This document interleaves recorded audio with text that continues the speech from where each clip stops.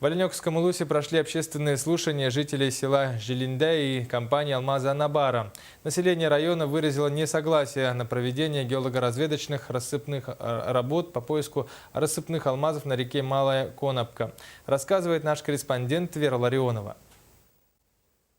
Земля – наша мать, она нас всех кормит и поет, она дает нам жизнь, и мы должны беречь ее для наших будущих потомков.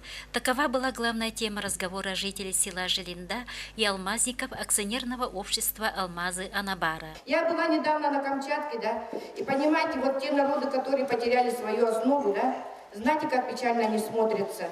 Это вообще такие отрицательные эмоции, извиняюсь, да. Но там, что меня удивило, там, что русские парни, хохлы на Чукотке защищают оленеводство, а на Камчатке русские парни бьются за оленеводство и ставят перед Министерством сельского хозяйства Российской Федерации глобальные вопросы именно о поднятии оленеводства и о том, чтобы люди, кочующие и живущие этим, все-таки остались на нашей земле. Людей волновала дальнейшая судьба реки Конопка, на которой была получена лицензия на геологоразведочные и добычные работы акционерным обществом «Алмазы Анабара». Вот уже завтра на вашей же реке начинаются эти работы. И сегодня очень сложный вопрос. Вы должны все взвесить. И вот здесь у меня вот самое главное. Речь идет о согласии.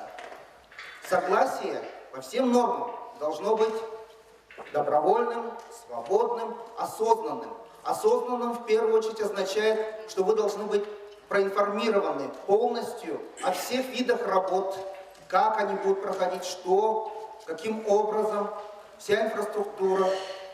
Должна быть у вас вся информация о том, какая экологическая вся должна быть экспертиза, все данные должны быть. И этнологическая тоже должна быть. Вся территория Оленёкского и Венкийского национального района в 2003 году решением районного совета Сугулан была признана территорией традиционного природопользования. Также, согласно федерального закона от 2001 года, эти территории являются особо охраняемыми для ведения традиционного образа жизни коренных малочисленных народов. Как сказала депутат Илтумен, председатель комитета по делам Арктики Елена Голомарева, сейчас пришли времена, когда промышленники, прежде чем начать геологоразведочные работы на этих территориях, должны взять согласие у коренного населения. Собравшиеся жители проголосовали против проведения геологоразведочных работ на реке Конопка. Вера Ларионова, НВК Саха, Оленёк.